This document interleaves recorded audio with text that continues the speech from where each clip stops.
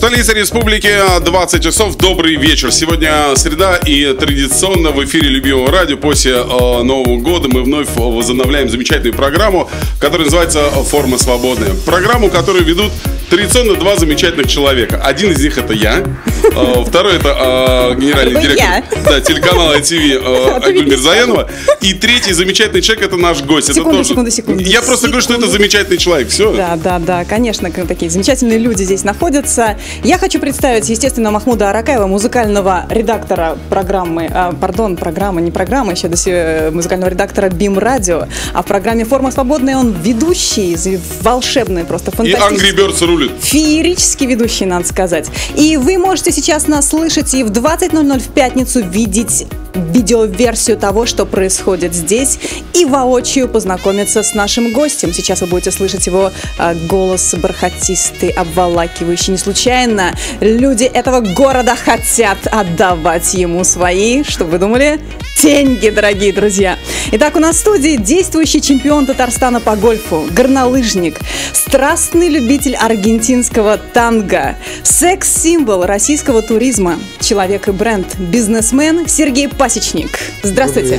Добрый вечер. Добрый вечер. Вы слышите, как он это говорит, да? Он хочет кого-то обаять. У меня такое ощущение, что между... Махмуда, наверное, у меня такое ощущение, что между вами что-то не мышка пробежала.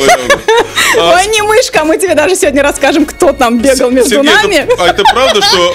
Это был игрок в покер, дорогие друзья. Как звали этого прекрасного человека? Вилен по-прежнему. Вилен по-прежнему. Игрок в покер, ночью в покер играл. Любитель аргентинского танго. А днем мы собирались... Сейчас, знаете, кроме вас двоих никто ничего не понимает. Сейчас все сидят у телевизора и у радиоприемников. Чего веселого? Давайте, ладно. Что они курили, вот даже многие спрашивают. Все по порядку, с юбилея тут у нас только один. Сергей Пасечник сейчас подъехал, Зинадочке какой-то юбилей у него был. У нас пока не было юбилея. Но просто, господа, дело в том, что это аргентинское танго. Он танцевал...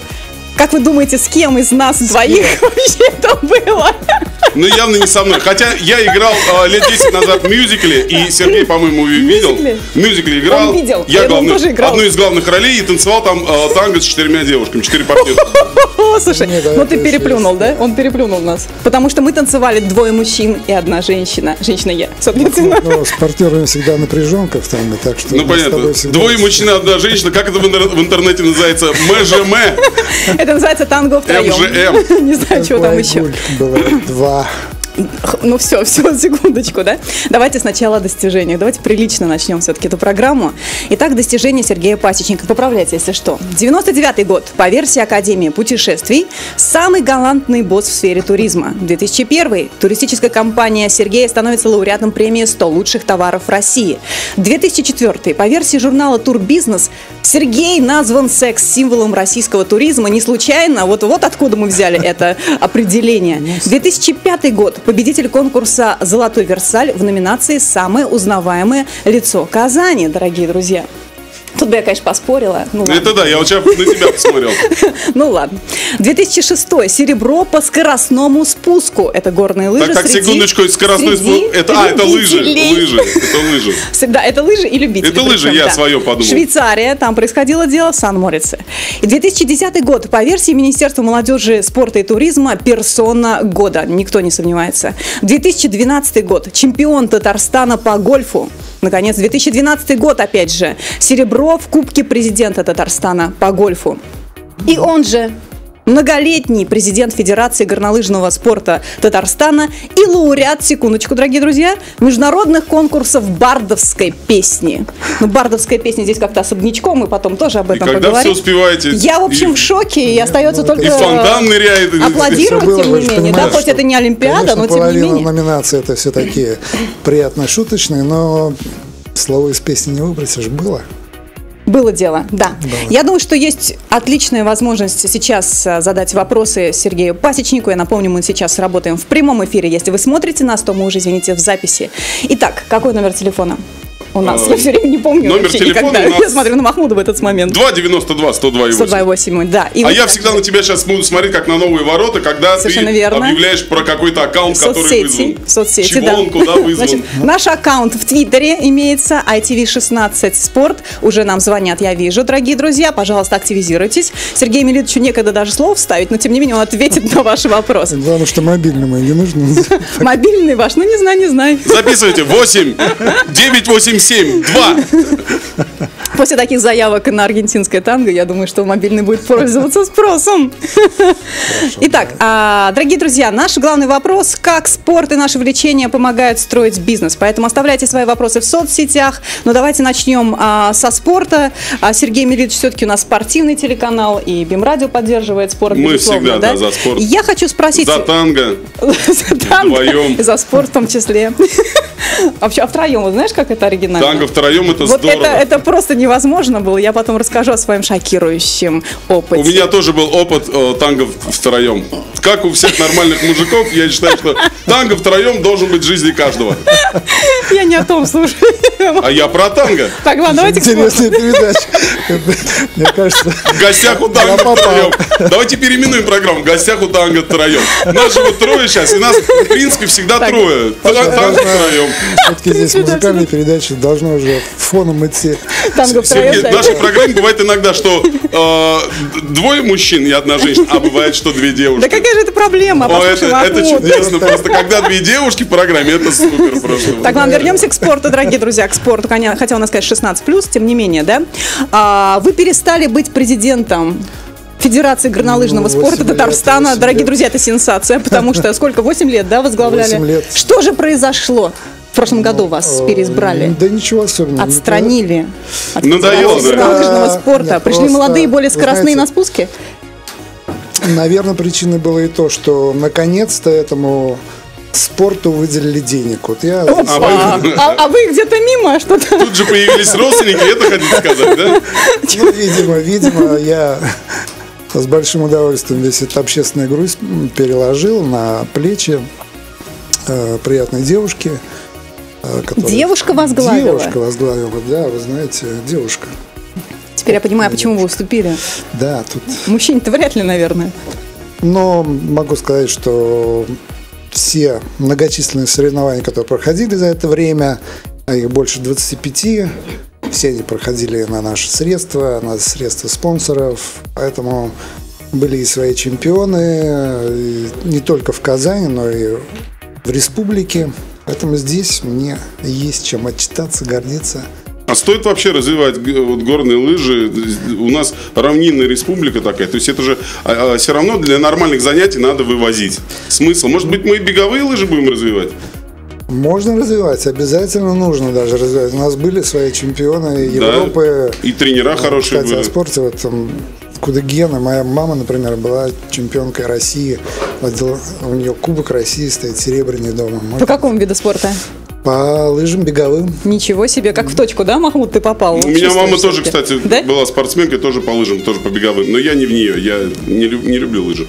Никакие. Подожди, вон с пасечником конечно. свяжешься, все, и ты будешь горными У лыжами меня заниматься, печень не играть в очень. гель. Я не буду с ним связываться, у меня Тогда печень не очень. аргентинская танго неизбежно, Махмуд, просто я тебе скажу, Махмуд. если ты бывал в Финляндии, В Финляндии бывал. вот, ты знаешь. Ну, зимой очень- там все, да, это Понимаешь, что летом бегают, велосипед, зимой Она лыжи. тоже невысокая страна, да, не особо там горные холмисты, но тем не менее горнолыжный спорт там очень хорошо развит, и свои курорты, в общем-то, там, наверное, полстраны держится именно на курорте. Ну да, То есть за и на последние русских 20 лет деньгах. Но все-таки для нас это еще 20 лет назад. Вы же первым начали горные лыжи практиковать как вид бизнеса. Вот этот вид спорта вы сделали Да, ну, бизнесом своим, правильно? Вы же 94-й первым год, начали да. вывозить людей в те Очень страны, первая где была горы повыше, сформирована безусловно, да? группа, и я тоже этим горжусь, и главное, что эта группа расширялась, и сейчас, наверное, до 1000 моих клиентов, кто действительно познал горные лыжи благодаря нашей компании. Да, рассказывали даже, что прям вот в первый раз, когда выезжали с собственными лыжами. Там, я не Почему знаю. не дайвинг, почему лыжи? Ну, экзотика, потому что. Ну, А что такое дайвинг тоже экзотика. Извини меня, Дайвинг это... много денег не принесет, у меня такое ощущение. Ну, Я не боюсь, что скажем, все деньги. связано с деньгами Нет, в данном я случае. не знаю, Махмуд, как тебе объяснить. Пробовал я дайвинг тоже, но Все пробовали дайвинг. как-то больше у Что-то меня неприлично опять сказал. была склонность, видимо, к скорости все-таки.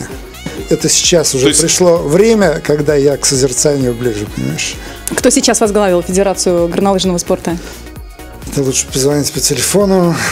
А, все-таки вы не выдаете. Горнолыжного. Это что, тоже Нет, какой-нибудь представитель нет, туристического просто- бизнеса? В просто- чем дело? В чем конкуренция? Конкуренции нет никакой. Я рад, что сейчас наконец-то обратили внимание на сноуборд.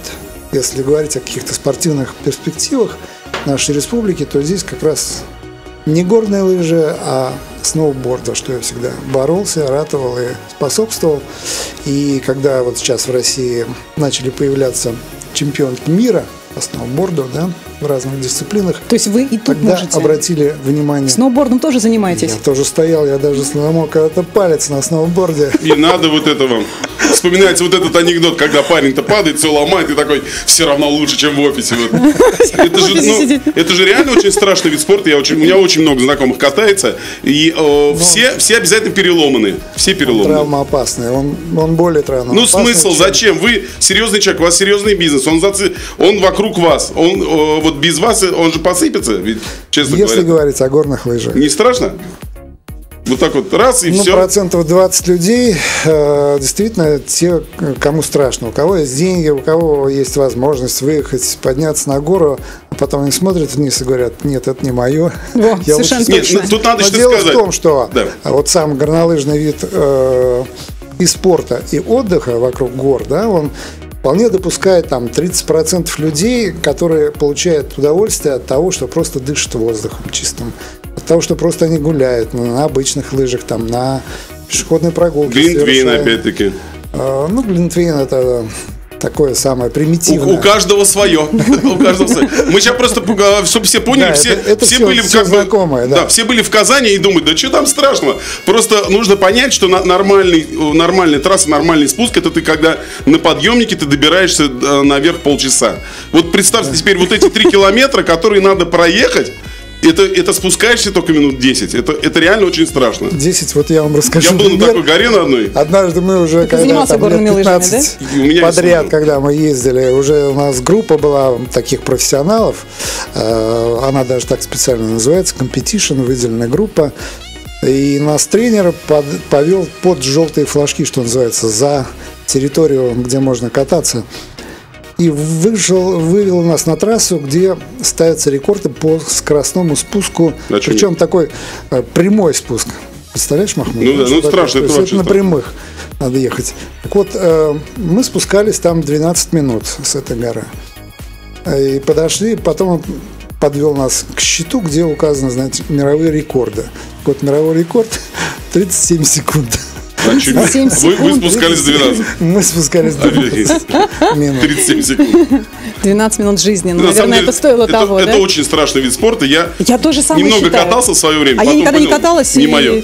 Нет, Да. ну, во-первых, ты переключаешь голову абсолютно. Когда у тебя стоит задача вот не навернуться, да, сохранить себя. Кстати, вот такие вещи очень хорошо вышибают пробки Очень все хорошо, энергетические. очень Да, хорошо. проблем То есть- вообще перестает быть. Вот поэтому, И наверное, поэтому люди обожают Я не был, правда, в Альпах. экзотические, Я- экстремальные виды Я был в спорта. Татрах, я был в Словакии, катался там, и потом понял, что вот все-таки бар это мое, а вот спуски это не мое. Махмуд, но я бы тебе все-таки порекомендовал попробовать обязательно, не обязательно на доске, но с хорошим тренером. Каждый год, даже я сам при моем Я 2 опыте- года жил с хорошим тренером, я пробовал, ну она девушкой была, это пройденный этап. в Вот моей Айгуль жизни. я бы, может быть, Не, слушайте, господа, я порекомендовал тоже... фигурное Айгуль, катание. не связывайся с горными Фигурное лыжами. катание. Нет, ни в коем случае, не фигурное катание. Не мотоциклов. Господа, вы забыли, я в который раз могу сейчас сказать с большим удовольствием, потому что я пропагандист этого вида спорта. Какого? Это даже не вид А, спорта, йога. это вид, образ жизни, это йога, дорогие друзья, я нашла себя в этом. И утренние пробежки, вот это мое, это просто невероятно, ощущение счастья просто невозможно. И, кстати говоря, я тоже ваш клиент, потому что надо же ездить в Индию конечно. и так знаете, далее, надо вот- развивать это направление, это Зимой большой ты не тренд. пробовала зимой на снегу сидишь на Нет, не ледяной пробовала. скале. Ага. Да вряд ли. Нет, это не ко мне. Это вы любите экзотику, я знаю. А я вот, между прочим. Вот давайте теперь уже к более спокойному виду спорта. От этого не Про менее... гольф, да, гольф. не менее экзотическому виду спорта. Почему гольф? Как и почему? Как-то так сложилось. Тут в течение последних 15 лет несколько партнерских компаний приглашали меня за рубеж, и когда я знакомился с очередным отелем, и всегда такой дополнительной основой был именно отель при гольфе. Гольф-клуб – это всегда такой особый вкус. И хорошая компания. Несколько раз попробовав, я вдруг заметил, что я попадаю по мячу, что в отличие от многих окружающих, у меня что-то получается. И когда у нас здесь, в Казани, открылся свой гольф-клуб, это, конечно, уникально и удивительно. Это уникально, вот правильно замечено, да. Я как-то... Это такие какие-то, я не знаю, дозрел, развлечения для очень богатых, что ли, я не могу понять. Это действительно элитарный вид спорта. Или для очень умных людей, потому что... Интеллектуальный вид спорта.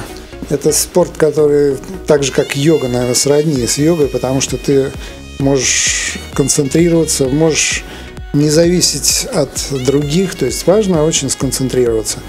И, во-первых, ты на открытом воздухе, в красивом месте. Все это ухожено. Самое дорогое – это обслуживание этого поля. Это примерно как 10 футбольных полей, только на кривом ландшафте. И все это выстрижено, вылизано, можно сказать. На нескольких светских тусовках мы бывали вот на нашем гольф-клубе. Да. Да. Я как-то в клубе в пивном пересекся с тем человеком. Их, оказывается, всего в мире человек 10. Вот тот, который приезжает на бульдозере и делает вот поле, там же не просто выровнял, а его же надо вот специально неровности все. Их всего 10 человек. Он канадец, по-моему. Как его зовут. Он, по-моему, канадец, я не помню.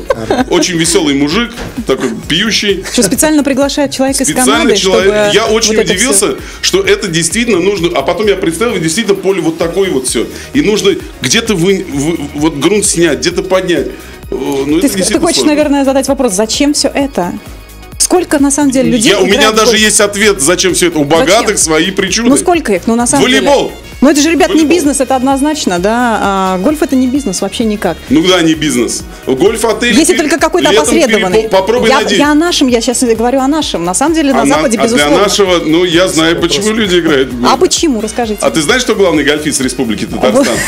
Он же гонщик. Он же горнолыжник. Он же вертолетчик, да. Он же вертолетчик, но для этого не стоит теперь за вертолеты, так сказать, везде. Вот, всегда приятно поиграть в компании. За что ему отдельное. Вот вопрос, между прочим, ВКонтакте только что пришел вопрос. Я задам, да, его. Артур Сабиров, спасибо за вопрос. Есть ли смысл развивать гольф в Татарстане? Все равно играть будут лишь единицы. Вот человек услышал прям вот мои мысли, что называется. Да и все, наверное, зададут вам этот вопрос. Конечно, есть смысл, конечно. И я согласен с тем, что далеко не все могут себе это позволить, но если по-честному... Сколько вступительный взнос? Давайте. Вступительный взнос. Пока это смешные деньги. Ну скажите, сколько? 50 тысяч рублей. 50 тысяч рублей. Это смешные деньги, ребят. Не, ну это действительно деньги. Это любой фитнес, там, средний фитнес-зал, да. Ну, не средний. Ну... Выше среднего. В средний, я сейчас вам глаза на мир открою. Порядка 22 тысяч надо, чтобы ходить. Год. Да, это потолок причем. Можно найти за 5 тысяч в год. Хорошо, что вы получаете? Вы инвестируете 50 тысяч, что вы получаете за это? Потом надо купить клюшечки, надо купить клюшечки. Я получаю 7 гектаров земли. Свои, да. Да, я вот хожу. Если бы я не читала книгу Дональда Трампа, который сказал: друзья мои, занимайтесь гольфом, это развивает ваш интеллект, развивает ваш мозг, и кроме того, это дает вам прекрасную возможность познакомиться с миллиардерами. Сканворды отменили уже, да? Сканворды это как-то, знаешь, спорт для бедных. Да, сканворды. С Дональдом Трампом встречался и знакомился, правда, не на Что вы говорите? Да. Он так сейчас сказал, знакомился, как будто на танго его пытался позвать. Вы ездили на семинар Дональда Трампа или в какой обстановке? Это другое мое увлечение. Давайте расскажите. Это, наверное, на фотографиях ближе. На фотографиях? Да. А Дональд Трамп тоже занимается фотографиями? Да, мы просто были в его строении одном, и так случайно получилось, что мы встретились в одно и то же время. И он не отказал мне позировать. Да вы что? Да вы что? А восхищенный гид при этом рассказывал: вы знаете, вот 2 года назад нам так повезло, что мы здесь, в этом здании, встретили самого Дональда Трампа. И тут он заходит. И... Да. Слушайте, бывают такие совпадения, потому что... У меня тут второй вопрос. А Кока-Колу пили, Сереж, вот этот? Дональда Трампа вы видели, а Кока-Колу пили?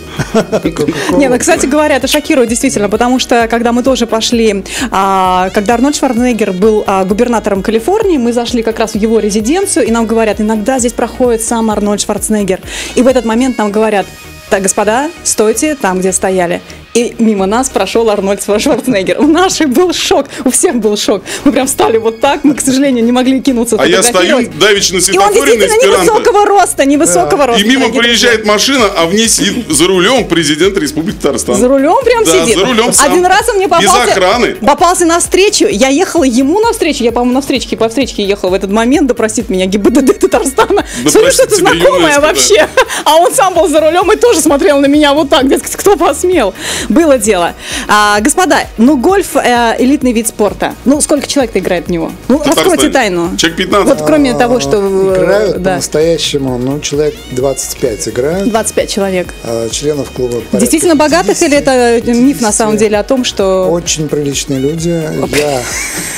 Половину из них я знаю по горным лыжам. Вот. Очень хорошо сочетается горные лыжи и гольф. То есть летом гольф, зимой горные лыжи. В разных странах можно продлить сезон, поэтому все это очень хорошо сочетается. Скажите, пожалуйста, давайте вернемся к аргентинскому танго, дорогие друзья. Вот уже. Далось тебе это танго. Действительно, нет, вот я до сих пор, не дотанцевала, потому что, наконец, я расскажу, что года 3 назад это было. Сергей затеял такую авантюрный проект. Ну, ничего, ничего не было. Да, у нас есть общая знакомая Гульнара Хамзина, тоже креативная совершенно девушка, и она преподает танго невероятным способом. К ней приезжают вот эти все мужчины из Аргентины и так далее. Но тогда мы этого не знали. И вдруг Сергей мне звонит и говорит: Айгуль, третий будешь? Я говорю: какой вопрос? А перед этим мы с моим другом Виленом, который играет в покер, спортсмен, стало быть. Будучи... Да, и, кстати, обладатель бриллиантового браслета тут в Татарстане. Что вы говорите? Да, именно по покеру. Вот видите, с кем мы танцевали танго? Так бы не знали. И что ж? Будучи в Америке на круизном лайнере, вечером вышли в данс-зал и увидели, как одна пара таких красиво стареющих людей танцует танго. Я что-то не поняла, этот звонок что означал? Нет, мы увидели, я сразу все близко к сердцу принимаю, вы понимаете? Тогда мы увидели, конечно, может быть, до этого я смотрел вот там, запах женщины, да. Нет, мы решили, что надо учиться слушать. Ужас. Сергей, а вы в офисе бываете вообще, нет?